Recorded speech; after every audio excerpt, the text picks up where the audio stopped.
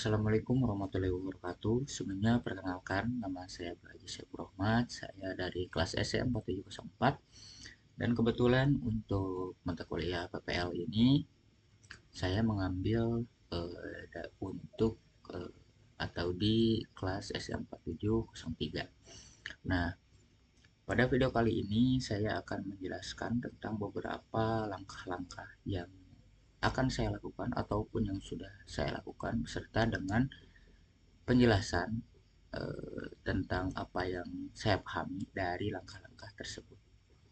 Nah, untuk langkah-langkah tersebut itu bersangkutan dengan eh, black box testing dan juga white box testing. Nah, untuk yang pertama, seperti yang telah kita ketahui dan dapat kita lihat juga, di sini saya menggunakan tools yaitu Katalon untuk mendukung otomatisasi dari black box testing saya. Nah, di sini telah terdapat beberapa test case yang telah saya buat. Namun, untuk lebih lanjutnya akan saya praktekkan secara sederhana untuk beberapa test case. Nah, untuk yang pertama, penjelasan saya ini mencakup untuk pembuatan test case secara otomatis ini. Untuk pembuatan test case secara otomatis ini terdapat dua jenis pembuatan atau dua metode. Yang pertama ada secara manual, di mana secara manual kita dapat langsung mengubah item di sini. Bisa mungkin saya akan langsung contohkan saja. Oke.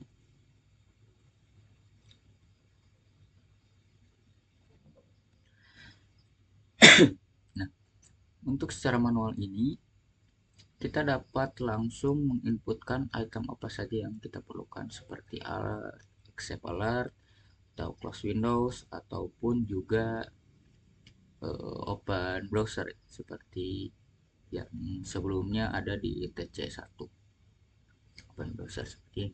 Namun minusnya untuk input secara manual ini kita harus mengetahui detail apa saja yang harus kita masukkan ke dalam kolom-kolom ini.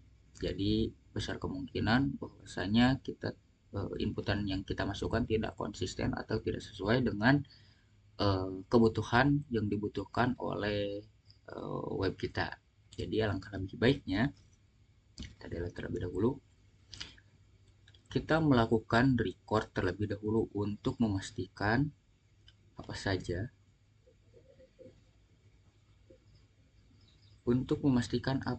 kebutuhan website kita. Nah, di sini saya memilih browser, kemudian ini adalah URL untuk web atau project yang telah kami buat. Dan kita langsung start recording dan nanti akan langsung muncul atau langsung masuk ke browse yang dituju oleh URL tersebut. Nah, setelah itu kita akan lakukan beberapa action dan action tersebut akan langsung secara otomatis ditulis pada test step ini. Misal kita masukkan abdulaziz@gmail.com, masuk password dengan password. Nah, kebetulan passwordnya juga sudah di encrypt ya, dienkripsi. Masuk, berhasil.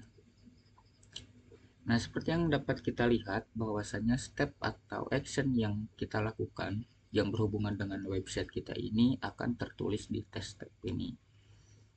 Nah, untuk itu mungkin bisa langsung saya contohkan untuk cara merunnya. Kita close dulu, jangan save karena sudah ada beberapa test case juga.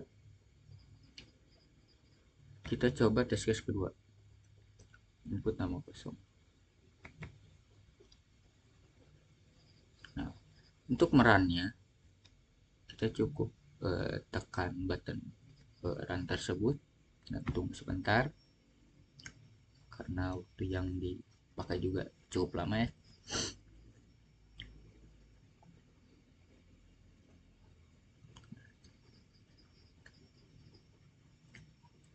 Nah, setelah tampil di sini inputan akan langsung terisi tanpa saya masukkan apapun dan akan langsung melakukan step-step yang telah kita record tadi. Nah, kita lihat di sini saya mencoba untuk mengecek apakah bisa atau tidak jika inputan namanya kosong. Nah, di sini sudah tampil uh, alert seperti ini dan statusnya pun pas di sini ya. Bisa kita lihat. Nah, sebelumnya biar saya jelaskan, untuk input manual juga terdapat kondisi yang menguntungkan. Jadi kita tidak perlu record ulang lagi, seperti itu. Jadi kita cukup, misal kita ingin menguji untuk password, apakah password tersebut bisa kurang dari 6 atau tidak. Kita tinggal kopas untuk TC ini. Misal kita kopas dari TC06. Kopas, Ctrl C. Jangan lupa rename ya, karena supaya tidak ambigu juga. Channel 8 uji password kurang dari atau password kurang dari. Oke. Nah, setelah itu kita tidak perlu record ulang, karena mungkin record ulang cukup ribet juga ya menurut saya. Kita cukup setting inputannya di sini saja. Misal ini kan untuk nama email, kita nama emailnya isi. Jadi, misal ajis@gmail.com. Oke, dan kita isi ininya, passwordnya mungkin kita isi 123 saja, insert. Oke, mungkin langsung kita coba jalankan apakah memang berhasil atau tidak.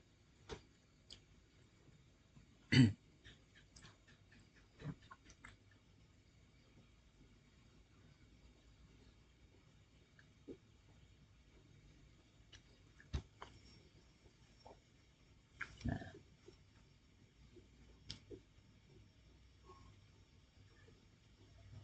oke, sini langsung isi otomatis ya, karena sudah langsung mengambil langkah-langkah yang sebelumnya telah direcord. Dan passwordnya 3, dan yang terjadi gagal, dan statusnya pas ya, sudah berjalan sebagaimana mesti fungsionalnya. Oke, mungkin sekian untuk black box testing. Kita akan lanjut ke white box testing. Nah, untuk white box testing ini saya di sini menguji bagian code untuk store atau penambahan data. Nah, bisa kita lihat untuk penambahan data ini hanya terdapat satu if. Oleh karena itu dapat saya simpulkan bahwasanya terdapat dua kondisi untuk whitebook testing ini. Seperti yang saya masukkan pada tes kali ini, yang pertama di sini ada setup dulu untuk admin tester ya. Kemudian untuk code-nya adalah di sini yang pertama ada function untuk tes untuk inputan valid dengan expected resultnya adalah sukses, dan untuk tes inputan tidak valid dengan assert statusnya atau expected resultnya adalah error atau 422. Mungkin langsung kita tes saja apakah memang berhasil atau tidak. Nah, ternyata pas, dan berarti si code yang telah dibuat dengan sudah sesuai dengan tes code tesnya juga. Nah, untuk kelanjutan dari apa namanya? Untuk kelanjutan dari otomatis testing ini juga akan diimplementasikan terhadap CI/CD, atau bisa disimpulkan bahwasanya tes tersebut akan otomatis jalan ketika terdapat trigger, yaitu trigger ketika kita melakukan pull dari branch kita sendiri ke main, seperti yang terdapat pada layar ini. Ini adalah sebuah contoh ketika si tesnya bekerja secara otomatis. Nah, akan muncul seperti ini.